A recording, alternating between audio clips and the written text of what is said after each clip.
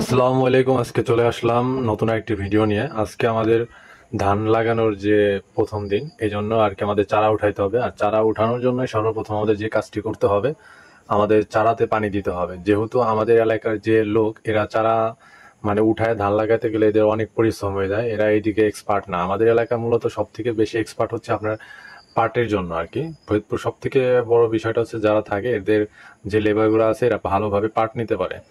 আর আমাদের এলাকায় যে ধানগুলো লাগায় এরা অন্য অন্য এলাকা থেকে আসে, বিশেষ করে নাটোর, পাবনা, রাজশাহী এই দিক থেকে লোকজন এসে আমাদের এলাকায় ধান লাগাই দিয়ে যায়। তাই আমাদের এই জায়গায় আর কি একটা জায়গা আছে, কাকাবাড়ি, এখানে থাকে। ওখানে থাকে কিছু লোক কাজ করে, মানে বগুড়া লোকেরা। তাদের আর কি আমরা কন্ট্যাক্ট দিয়ে দিছি। 1 বিঘা জমি আপনি ধান লাগাই দিবে 1400 টাকা, চারা উঠায় লাগাই দিবে 33 শতাংশ। দেখা গেল 1400-1500 এরকম নিবে আর কি। মানে মূলত আমাদের 1400 টাকা দিব, আমরা 3 বেলা খাওয়া দেবো আর কি। এই জন্যই আর কি আমাদের এখন পানি দিয়ে দিতে হবে, এরা নিজেরাই চারা উঠাবে। এই জন্য আমরা সর্বপ্রথম কি করবো, এই জমিতে পুরাটা সুন্দর করে পানি দিয়ে ভিজাবো।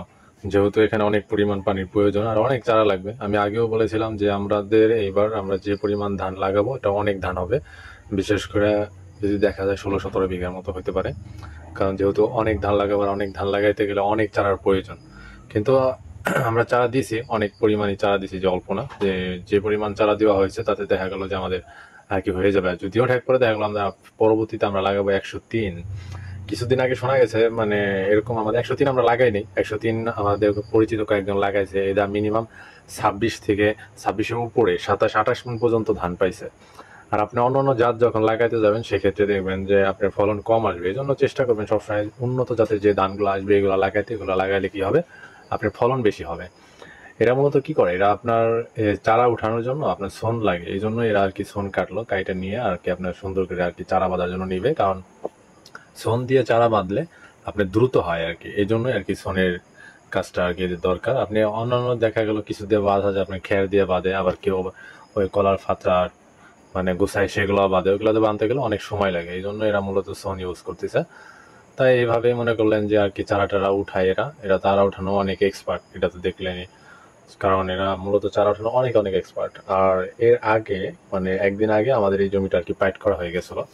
এটা হচ্ছে আমাদের বাড়ির সামনে, আমাদের বাড়ির আর কি সামনে, এখানে 1.5 বিঘা জমি আছে। আমরা এই জমিটা আর কি আগে ধান লাগাবো। তার পরবর্তীতে হচ্ছে আমাদের বাড়ির পিছনে যেখানে জমি আছে ওখানে প্রায় 3.5 বিঘার মতো, তারপর ওই জমিটা লাগাবো। কারণ আমাদের মূল স্টার্টটাই হচ্ছে আর কি এই জমি থেকে। না, এরা আলহামদুলিল্লাহ অনেক সুন্দর আর কি ধান লাগায়। এদের আর কি ধান লাগানো কোনো সমস্যা নাই। মানে অনেক ক্ষেত্রে দেখা যায় যে মানে আপনি বলবেন একদিকে, এরা ধান লাগাবে অন্য স্টাইলে। কিন্তু এরা এরকম না, এরা আর কি নর্মালি আর কি আপনারা যেভাবে বলে যাবেন ওইভাবে লাগায়। কিন্তু এখানে মূলত আমরা যে ধানটা লাগাচ্ছি এটা হচ্ছে আপনার ধানি গোল্ড ধান। মানে মূলত যেহেতু আমাদের কয়েকটা জাতের ধানের চারা দেওয়া হয়েছে, আর ধানি গোল্ডটা হচ্ছে মানে আমরা বাড়ির সামনে লাগাচ্ছি, এটারও ফলন ভালো।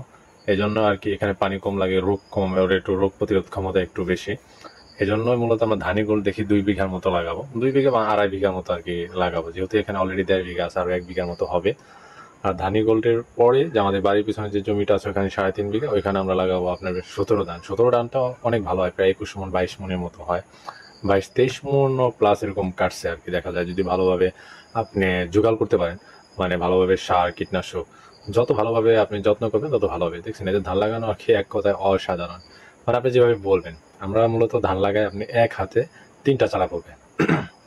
মূলত আপনি ধরেন হাতের মাথায়, মিডিল পয়েন্টে আর হাতের যে কোনায় এইভাবে আর কি ধান পড়ে। আমাদের যে মূল টার্গেট মানে এক হাতে 3টা ধানের যদি পড়ে সেক্ষেত্রে আর কি মানে ধানটাও ভালো হয় আর কি, অনেক সুন্দর হয় আর কি। আপনার ধান ঘন হবে না, রোগ বেলায় কম হবে। বিশেষ করে শোষক পোকা নামে একটা আছে, কারেন্ট পোকা বলে আর কি আমাদের এলাকায়, ওটা আর কি সব থেকে ধানের বড় ক্ষতিটা আর কি করে।